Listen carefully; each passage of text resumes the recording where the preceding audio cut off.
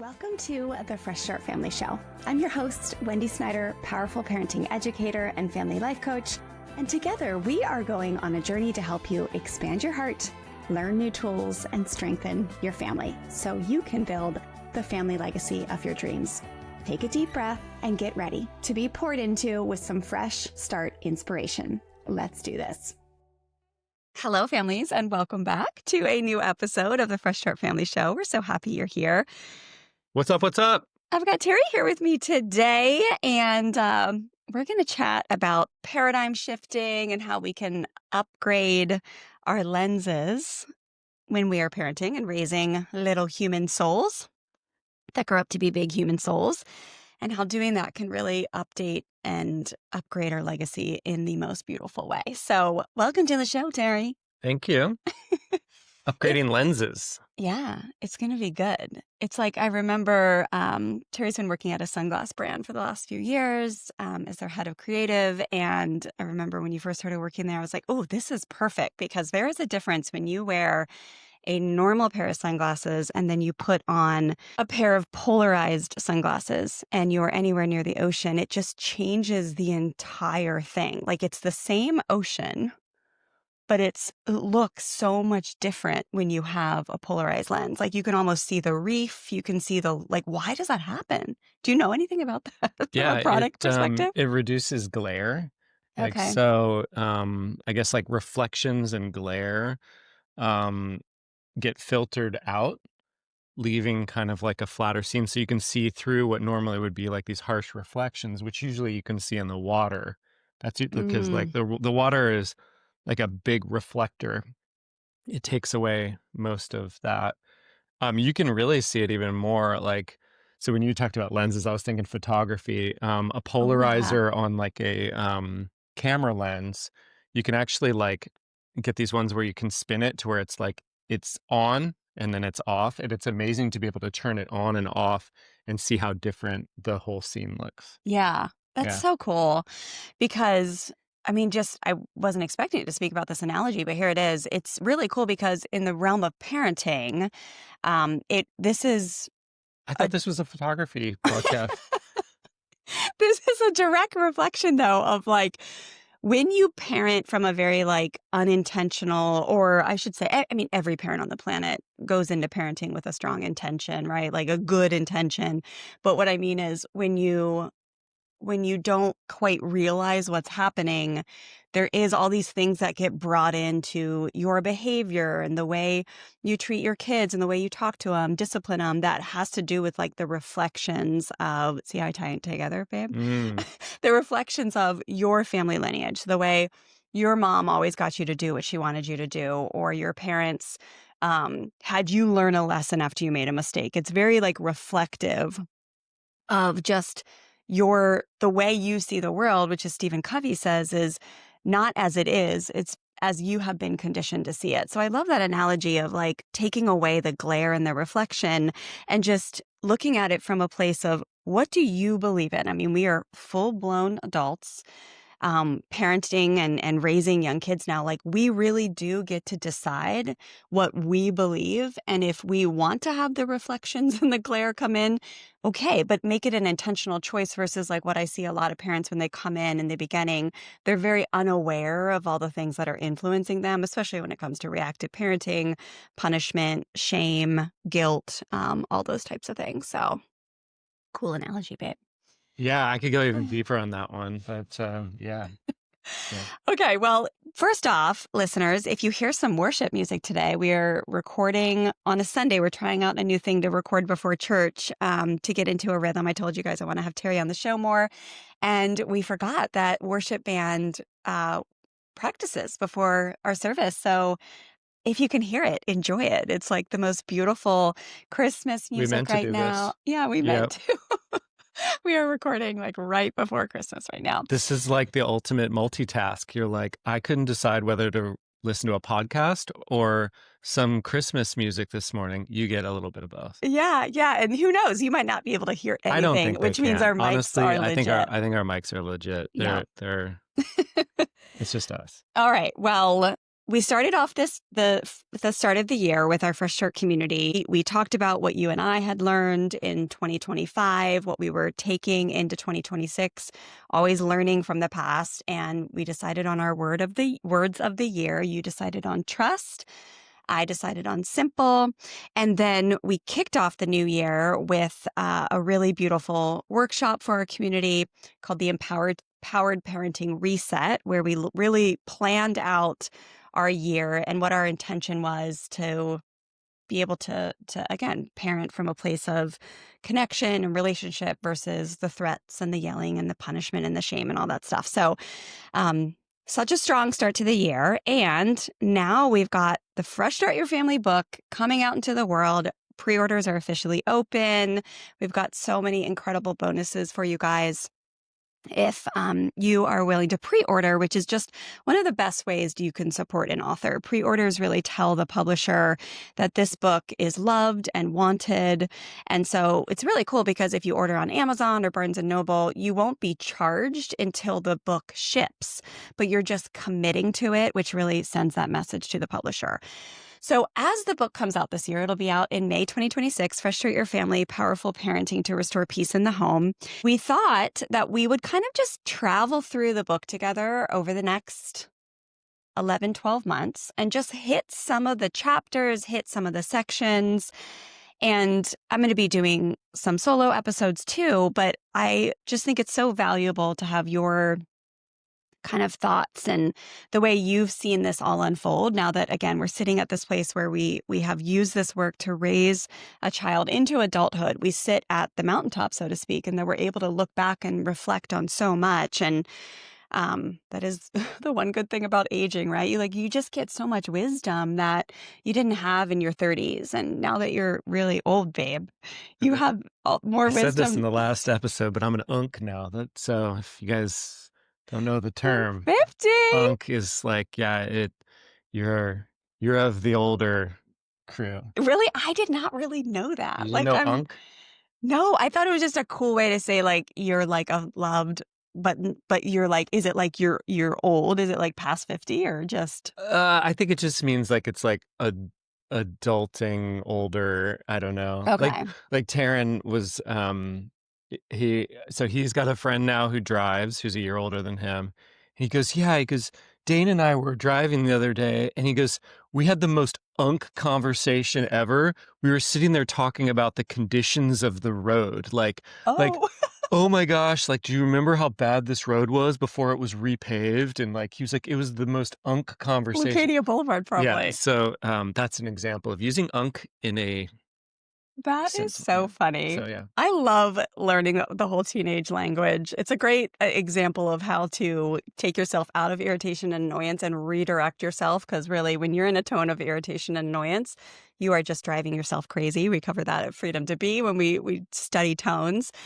But like, I have found it so fun and like interesting to just like understand the teenage dialect. And like, normally they are like kind of demeaning me when I ask, right? Like, what was it? We were on the way home from something yesterday. And I Oh, was like, what does they that were saying mean? you were not going to Oh, understand, yeah, a like, Snapchat. like how a message on Snapchat got like deleted, or like somebody's account got closed and Taryn never saw it or something. They're like, it's too much. You won't I understand. was like, bro, I will understand. But yeah, just so interesting. Now cops are no longer called 50, they're called 12, which is, I feel like our neighbor was explaining that the other night. I got to the bottom of that one. I think there's a reference. I think it's a Florida reference Oh, yeah, or yeah, like yeah. something from Okay. the South. There was a 12. And then we were wondering like 50, was that from Hawaii 50? So yeah, it's been replaced with a different Yeah, number. So yeah. yeah. Okay, well, you're officially an unk now. Am I like an auntie? Or is it go auntie too? Or is it just I unk? don't know. Like, Maybe that's what's happening next. Maybe that hasn't even happened yet. I'm ahead of the teenagers? Yeah, maybe Okay. you need to coin your own term for, yeah. Okay. So wisdom comes with age. And I still can't believe our daughter's 18. We've done this work for 15 years. We dove all the way in. Obviously, we get to help people all over the world now, which just makes you stronger in your practice, right? Like that's the cool thing about being a coach is every time I coach people, especially like my high level people, but all the people I coach in our Fresh Start Experience community, our full mastery program, I'm just like always coaching myself. So we've had 15 years at doing this. And when we look back to like when we started parenting, and let me just kind of give some concepts here and then I want to have you chime in, Terry. But in in the work that we teach here at Fresh Start Family and in section 1 of the book, I talk about how misbehavior is just communication. And so many of us walk into parenthood with this old school belief system that is very contradictory to that. We really believe that like kids know exactly what they're doing. They misbehave because they're selfish or disobedient or they're trying to push our buttons. They're trying to get away with stuff. And we have to kind of be this hammer and what many people inherit, not everyone, but the mass majority of people we work here at Fresh Start Family, they inherit the belief system that a misbehaving child equals a bad child equals a bad parent. And especially when I have brand new people in the program or in like a high level private session package, it is clear as day that they are living out of that. And that end piece equals a bad parent is like the biggest trigger. And so it's so beautiful to realize that that is just a preconceived notion. That actually, when you look at trusted psychology, all the work we do here is based on Adlerian psychology, the work of Dr. Rudolf Dreikurs, and it really taught us that when it comes to child development and human behavior, we all have needs. The need to belong, the need to feel powerful, the need to feel valuable, the need to get love and um, be loved unconditionally. I always add in safety. That's not one of the things that they talked about, but I always add in the need to feel safe. Mhm. And so when a child is constantly trying to get their needs met and they're not getting their needs met, they will, just like adults, they will kind of frantically do anything it takes to get that need met. So it's the same for adults as it is for kids. So meaning like when you flick someone off on the freeway or like criticize the barista at Starbucks or are short with your mother-in-law or whatever. Like as adults, there's always a reason underneath the misbehavior. And it's not because we're just trying to be total assholes. It's just that we are seeking to get a need met. And when we don't know how to do it in a healthy way, we'll just kind of go to that unhealthy way. So the new belief system that we teach is that a misbehaving child equals a communicating child, equals an empowered parent who has effective tools to redirect and teach important life lessons with grace, dignity, and connection. And so that takes a while for people to truly trust that because it sure feels like Kool-Aid in the beginning. It's like, no, no, no. Come see. Come see how this sibling treats the other one. You come see. Like, and it's so freeing once you get to a place where you fully trust it. Like, holy shit, it's accurate. Like, they really aren't out to get us. They're just trying to get that need met. And they're all designed so perfectly and uniquely. We talk a lot about our story of we have one kid who's like the true power kid. Most of the time, she is like her biggest bucket, so to speak, is the need to feel powerful. It seems. Of course, the need to belong, I'd say, is like the second that you see like most driving her behavior and need to feel valuable. And unconditional love is just the need to feel unconditionally loved is everywhere. But that power one you just see over and over again. Last night, by the way, we were going to see a movie with Stella and we had to get a refund. Did you see her kind of like, not push me at all, but like kind of, she was like, Mom, step aside, I'll handle this. Yeah, And just she see it. went to the front. Did you see I that? just kind of like meandered off over to where like the football game was playing. Yeah. I had two powerful women like at like a customer service thing, and they're like kind of like elbowing each other. I'm like, I'm out of here. It was so funny. It was like, so who cares, right? Yeah. But you could tell we both were like going to handle it. And then I noticed myself yesterday when Taryn, we were taking Taryn to go spearfishing with his buddies, and his buddy's dad called and he was trying to speak through a speaker in our truck. And you were trying to handle the situation. And then I was like chiming in. And I just noticed in myself, I was like, huh, isn't that funny that like it's it is more of a practice for me to pull back and just be in the drive like, in the passenger seat, right? Like, I feel this a lot when you're driving, and I'm like, "Why?" I wanna say, "Why would you turn right here? Like, you could turn left." Taryn did that, by the way, the other day, but I was like whatever, side story, but, like, you can feel it in yourself, like, and some people are designed where they're just a little bit more chill, they're like they've got other other stuff, and but the power people, like, it's a practice to feel powerful without overpowering, without overstepping, without controlling, right? And so that's always been Stella's journey, and then Taryn, on the other hand, um, he, I think, of course, has the need to feel powerful, the need to feel valuable, but, like, belonging, you can tell just, like, really almost is the key driver for him because 'cause we've seen a lot of, like, he's more attention misbehavior, right? Like, still to this day, he will sit at the dinner table and, like, make, like, not fart noises anymore, but, like, noises, and we're like, "It's do you see that?" Like, he's Oh, still yeah. and then he knows about this, like, who he is, and so he'll even say, I want you guys to pay attention to me. Can you ask Ask me me questions, questions? yeah. And it's just so funny to have these 2 different humans, and I think it represents us, like, we definitely spawned 2 humans just like us because it's like, you can just I don't think you're seeking attention like that at all, but you're more the chill, like, you find your belong like, you I think it kind of represents you, like, a core need to just be in a place and a career and a family and like a system where you belong and are appreciated and honored. I feel like that really represents you well. And then I'm like, of course I want that, but I'm just like, I freaking love to feel powerful. Like I love it. Um, so I want to hear you just kind of reflect on that. And one more thing I'm going to add, and then I just want you to like reflect with whatever you want to reflect on, babe, as far as like what we've learned through the years around this is is recently, like I guess over the last few years, I've really hurt, and especially because we have family who's welcoming new life into the world. They're just starting parenthood, and it's like this idea of thinking that like we can control everything is so like it's just not the reality of parenting, and like it's stepping into parenting and seeing that like a there's an accurate way of looking at people in your life when they're not doing what you want, specifically our children, but b realizing that like releasing control is actually like very safe and effective even though it like feels very scary. And that might be a second conversation. We could like probably riff on that for like a whole episode.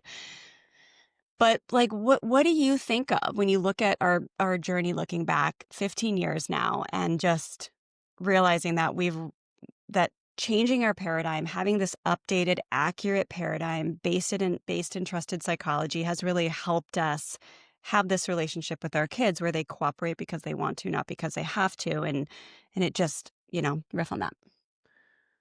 Well, I think part of the paradigm shift is even recognizing what paradigm you're in to begin with, and I think that takes humility. I think it also takes like kind of this like you almost like have to step out of yourself in the situation for a second too to like um so that you can observe like what your if it's your young child who's um, doing something that makes you feel a certain way, like, you have to kinda, like, step out of yourself so that you can, like, even observe what they're doing, what you're doing, what it was like when you were growing up, where you'd like to head. Like, I think there's this point that's kind of, a little abstract, I think, to a lot of people, to be able to pause and actually see things how they really are. um, I was, as you were describing the first part, i- um, I recently was asked by a coworker, who knows, the work that we do, and he's listened to podcasts and things like this. But he was like, "Man, we're in a real, kind of like interesting chapter with our little guy," and I believe he might be four, Yeah, 3.5 or 4. 3.5 or 4. And I'm like, "Oh, okay, like, how's it showing up?" And, he starts describing, these things that, it felt like I was trying to basically get to the bottom of like, is this attention seeking or is this, or is this a power kid? So, I was walking him through some of these things and like, um, i- it's interesting to like being on the other side of it now. Like you said, we're like, Yeah. way further up the mountain now to like look back and be like, okay, cool. So this little guy is exercising these behaviors or like quote air quotes like pushing these buttons and the dad is feeling really annoyed or challenged or those types of things in the moment and you're like and then often it comes up like it's like this like oh these kids are like they've like figured me out or they're like manipulating me. I'm like Yes, man manipulation is a big word. I'm like, wow. So these little guys who don't even know how to like, like wipe their own butt, like Yeah. have somehow figured out like the psychology of like getting to the core of you and like messing with you. And I'm like, Right. or maybe is it that they just haven't learned to communicate the thing they're really Yes. after and they found they get a reaction. Yes. And um Which feels powerful. which feels powerful because they got Yeah. something. And Like it's it makes you part of the unit when when you're used to that, like, you have a contribution and you then end up finding belonging, which is not what we want. We don't yeah. want our kids or us to be like, "This is our role. We say it, you push back, we come in harder, then you push back," like, we don't want that dance. So just that concept to begin with of, hey, they're not out to get you. They are just communicating. They don't have the full set of communication tools that an adult has. They've got very limited communication. They're trying to communicate something. So I think that's like just to acknowledge Mhm. that to begin with. Okay. Yeah. And then, And just one more thing about that, you met, like, was it a police officer getting coffee one yeah, morning, and he happened to say to you for some reason that his one-year-old just one. baby Yeah. was manipulating him. Oh, yeah. Is that what you said? Yes. And that, like, I'm sure Yeah. your heart sank, like, And that's not an isolated incident. I'm sure like I feel like we at times probably thought our toddler was doing that too. "Oh, hell yeah." So just putting that out there that like if you're feeling that, there is this moment of like recognizing you're in You're something. part of the puzzle. Yeah. And People um grow into what you make them to be, especially children, like, yeah. But I think there's okay, then what do you do with it? And I think recognizing that they're just trying to communicate something, they're not haven't like become this like, um, I'm thinking of like, was it like Hannibal Lecter, who's like somehow mm, like masterminded like some like way to like yeah like some crazy movie, some person's like figured you out and is like manipulating. No, yeah, they're just a little guy or girl who's like figured out that they get a reaction when they do this or that. So I think it's very energetic I too. think there's just, like, understanding what it is, and like, what you're in the middle of, and then I think it's then what are you bringing to the table?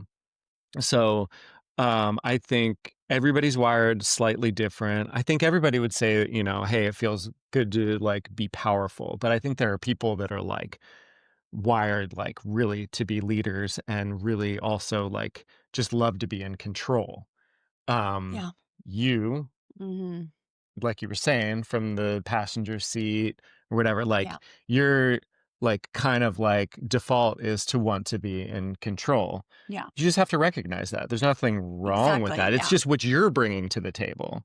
And So, then you can build the muscles to be relaxed more, like, yeah, but you have to know where you're starting, like, your default or your preconditioning, yeah, because sometimes it is, like, your DNA and sometimes it is, like, cultural too. What is that called?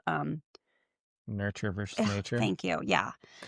So it like I think you just also have to be so this is the like humility part of Mhm. like being honest with yourself of like what are you bringing to the table as well or like how is your personality or your upbringing because I think most parents like you're coming in like especially when you're like first time parent you're like you've just been like on this kind of journey to be like I need to um, find a career and do this and do things my way and really like lead the charge and become a leader, work your way up the ladder, be in charge of your finances, um, kind of map your destination, like will life into existence the way you see it.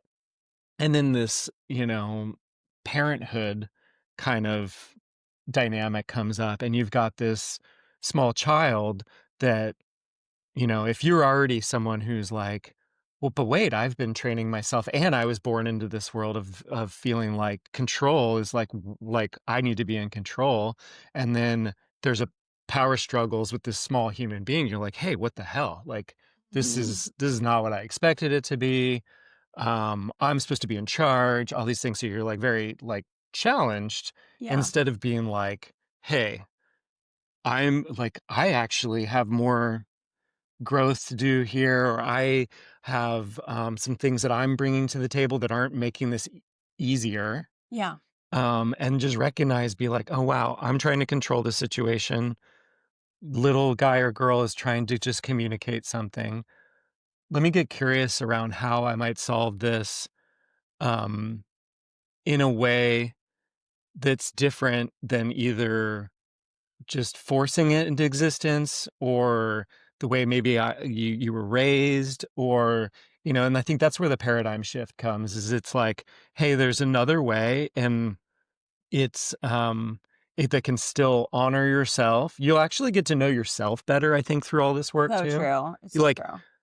instead of just like kind of just bulldozing through life and be like, this is me, like it or leave it, like you actually get to know depths of yourself, I think, if you allow yourself to, through through just really just taking inventory of like who you really are, what you're bringing to the table. Why do you feel so challenged by this, young person? Why do you feel like they're like, again, air quotes, manipulating you? All these things. Like, I think you'll get to know yourself better. You'll know what you bring to not only your situation or your dynamic in the home, but also like out in the world or at work. Um, and be like, wow, yeah, I also have a big appetite for control, or like you just recognizing like at the movie booth last night, it's like you guys both have this like We really do. this real desire to be like, nope, I'll take care of it. I'm the best at doing this type of thing. Yeah. I imagine if I got on the phone with somebody and you were right next to me, you'd probably be like wanting to like finish my sentences to get like the thing resolved. And Yeah. then I'm sure Because there's I'm way. damn good at getting stuff resolved. Yeah, Right? no, So and when you're good at it, that's great. And but I think there is a practice to just let somebody else have it. yeah, Like, absolutely. and I think that's, if you find yourself challenged with your kids, sometimes the answer is let them have it. And I think that's so Yeah. Let them have counterintuitive. it meaning Like, let them have some oh, the power. power. Yeah, yeah, yeah. Yeah, yeah. Like I mean, so back to, and I want to kind of wrap this point up, but like back to my coworker, basically after like talking and going through all the situations, it was like, let him be in charge. He's getting told what to do all day long. Let him be in charge of something. Like Yeah. make him, like, make him the captain of something at home, whether it be like, taking care of the cat or like whatever it might be. You just gotta like give him the reins of something. So that's what I mean by letting him have it. Yeah. It it's not like it's often not maybe even in that like situation you're in. It's just a daily practice of like allowing your kids like let go of some control of something and let them like lead something. Let them And that lead is something. like in our strategy side of our curriculum here at Fresh inside the Fresh Start Experience, like we have a few power struggle lessons if you've got a power kid. And one of the biggest lessons that like we really encourage our students to like memorize is a list of 10 proactive strategies that if you do those things on the daily, you will have less power struggles with your kid. Yeah. And really I look at like the last 15 years with Stella and I'm like, boom. Like, we tried our best to implement them, and then we had the second big part of that is we have the power struggle dissolving lessons. So it's like, okay, once you're like, "Hey, dude, get dressed. We gotta be at church in 30 minutes," and they're like, "No." That's power struggle dissolving. We've got, like, strategies that we teach there, but I think almost more important is the like day to day. Like, are you willing to see that this little human in front of you is not just pushing your button to be a pain in the ass? Like, they're designed to lead. They have a huge desire to feel powerful. And if you can find ways every day to pull into that, it's just like, I'm telling you, they relax, they cooperate easier. And like, so just the movie thing last night was a perfect example of like, I realized right in that, like, my awareness is so big now that it's like, especially for the stuff that doesn't matter, it's like, just let them lead. And so I don't know if you have favorite stories, and I don't think I write about the maybe I do write about the, when Stella wanted to sell rocks on a Monday morning at, you know, 8 a.m., and in my head, I was just like, "This is so stupid," and her grandma had just visited, and she had, like, paid 20 bucks to do the mining, so you got to mine for, like, jewels, right? So it's, like, these rocks that were probably, like, who knows if they were painted gold or if they were actually, like, kind of gemmy type rocks, and she wanted to turn around and sell them on Monday morning. And grandma had gone home to Maryland or whatever. And I remember just being like, no, no, no, no, no. I need, like, I could still feel it in my body of just being like, no, I'm in charge. You're not selling the rocks grandma just gave you. And then finally I was like, why the F do I care? Sell the rocks, make the money. And she was like, I'm really, and in my head, I was thinking, there's no way you're going to look, whatever. Well, I guess I'll go out front. It was not going to affect me, right? Like, wasn't like I was going to be, I had to go sit with her, help her make the sign. But like, we ended up going out there and I think she made like $16 that Monday morning. Like, grandma's walking by with their grandkids, nannies, they like all bought a rock. And she was on cloud nine as like a 4 or 5 year old. Mhm.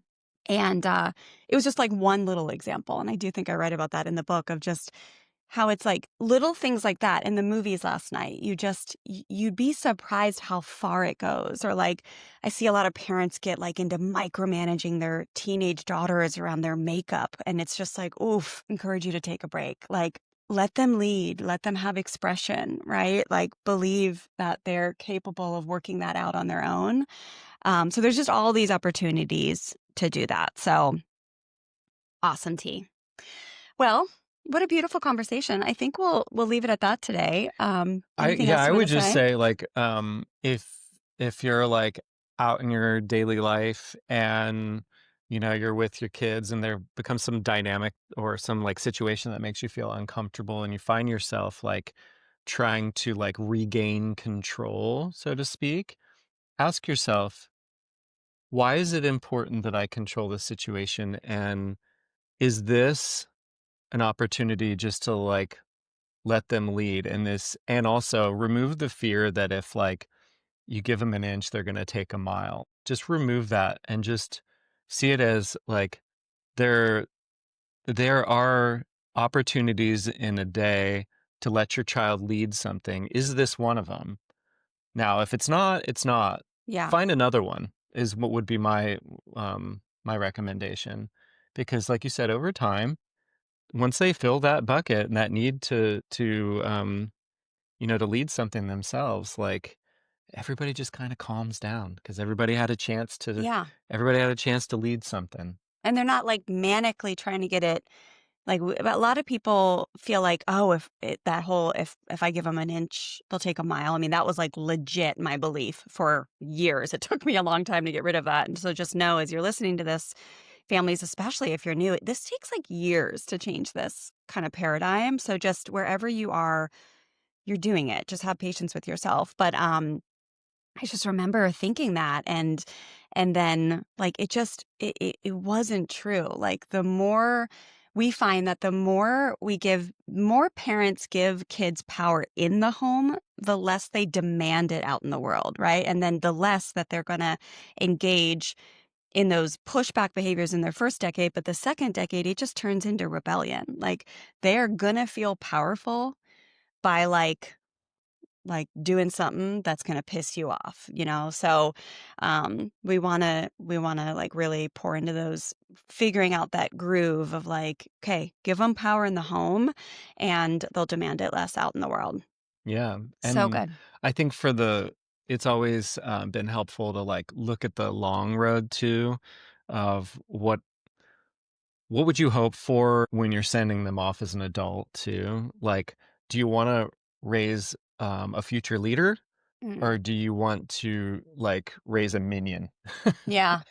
Yeah. And I think the world needs leaders, and so your job is to practice helping them be a leader and not "You just need to fall in line because this is inconvenient for me right now." So, maybe that'll help you reframe how you see the long road, because I think so many parents, and a part of this paradigm shift is just getting through today, and when you feel challenged today, sometimes it's just, you just need to listen to me because that's what I said, and what I said goes." It's like, "No, you're raising a future leader. Okay. Alright." Um, it's totally natural then they would wanna lead something Yeah. and have a voice and have some sort of control. So what can I let go of a little bit and give to them? Yeah. Yep. And then there's all the other needs too. The need to belong is like massive, massive. And when I look at our journey raising Taryn, because like we talk so much about the strong willed kid and the power kids and the power struggles, but like this work equally transforms families on how to work with the more chill kids that might have more, a little bit more attention misbehavior or inadequacy, where they might have some anxiety flare ups or be scared that they're going to be the worst person on the team. So they like don't even try, or they fall into a victim mindset. Like there's all these different aspects, but once you learn how to see the challenge through a new lens, just start to become more empowered and to handle every single whatever need they're trying to get met. You become empowered. And I think that's what I'll end with, is just saying it's just so damn effective. Like in life, when someone comes at you with like accusations, like you're trying, I know, look, I'm pointing at Terry and it's like so intense. You are trying to manipulate me. You are purposely trying to piss me off. Like, imagine if you had a boss, right, that did this. It's like, oh my, like I'm not going to let you get away with this. Like, you need to listen to me. I am the authority. Like, it's just ineffective, especially if you've got a power kid. But when you come at a kid or any human and you're like, hey, this makes so much sense. Why? You are having this behavior, right? Like, I think what's happening is this is what you want. This is what you're hoping for. And that makes sense to me. And so here's the deal. Here's the firm boundary. Here's what we need to figure out as a team. And here's where I'm going to hold the line. And then you can move towards like influencing them to behave. And that's why I've really started to like change the way I refer to this work from positive to powerful parenting, because it really puts you in an empowered place. Like you all of a sudden can influence people. Like it reminds me of I've learned, and I've had to check myself. Not had to, I've gotten to check myself. I see it as like a big growth, but like I used to get an attitude with people on the phone, say like AT&T or whatever, right? Like when you're maybe connected with a different country, the language is hard, like the accent is hard to understand, and you're not getting what you want, right? Like you just want the credit or you just want the customer service and you're not getting what you want. Like spending time like trying to use a tone of like accusation or criticism or like a little bit of intimidation and annoyance. I've just realized like I've really cleaned that up over the last 5 years, which by the way, the kids were very like crucial. I think it was Stella maybe. She was like, damn, mom's scary on the phone. Do you remember her saying that once or something? I Maybe. think so, yeah. Yeah. And I was like, she was like, Mom, you're so like, I don't know, something. And through this work, you learn to be like, oh, okay, I'm not seeing that. So thank you for bringing that to my attention. And so I feel like I've spent the last few years changing my tune and just being very compassionate with people when I'm not necessarily, and I'm not perfect. Like there was a parking ticket lady in Huntington last, whatever, probably 6 months ago. I was so pissed. I was just like, whatever, goodbye. But I found that if you can really use compassion and empathy to come by someone and be like, hey, it makes sense why you're not understanding like what I'm asking for here. And would you be willing to like try again to like get this refund to go through or change my account? Can I talk to a supervisor? You're doing a great job. I've just really kind of practice that, and I feel like I'm getting what I want on phone calls more. Like I got a refund the other day for like a program we needed to cancel for work. And it was just like the team couldn't get the refund. And I was like, I got the refund. But I did it through empathy and compassion and connection, not through intimidation Yeah. and threats. And so it's the same with our kids. So changing our tune and just understanding, like educating yourself. Like, this is actually what's going on. Like, you think, like, all these cultural conditioning, the things we were handed down, the belief systems, the old school paradigm, you think that's fact. It's actually not. It's just one way of seeing the world. And in my opinion, it's incredibly ineffective at influencing children long term to do what you want. So, Boom. anchoring down into that new belief system, and it's trusted psychology. We write all about it in part one or section one of the book, which you can get on pre-order now. So freshstartfamilyonline.com/pre-order. You can read about all the fun special bonuses that we have available for you when you pre-order. Again, thank you from the bottom of my heart for pre-ordering. It really, really helps from a publishing standpoint to get our book like into other formats, just to get our book into an audio format, which will depend on pre-orders and sales. So thanks for It's listening, you guys. awesome, like, having something to look forward to also. I Yeah. experienced this too, like, I'll buy, like, concert tickets, like, so far in advance, and you're Yes. like it feels like you're like, "Ah, that's so far out there," but then when it, like, comes and you're like, "Oh, yeah, that's, like, coming." So, Yeah. yeah, It's so good. Fresh Start Your Family, Mhm. pre-order it now. Pre-order it now. freshstartfamilyonline.com/pre-order. Now we're going to stop and go down to church. We're going to be early today, babe. We're always late. And today we're going to be, by the time we go to the bathroom, we're going to be like 1 minute early to Yeah. sit down in the pew. I feel like we were an hour early because 'cause we're here. I feel powerful. I feel powerful right now. Yeah. Thank you so much for listening. Families, as always, leave a review if you're loving these episodes. Push follow, subscribe, leave a review. We'd be so grateful. And go get your pre order of Fresh Start Your Family book.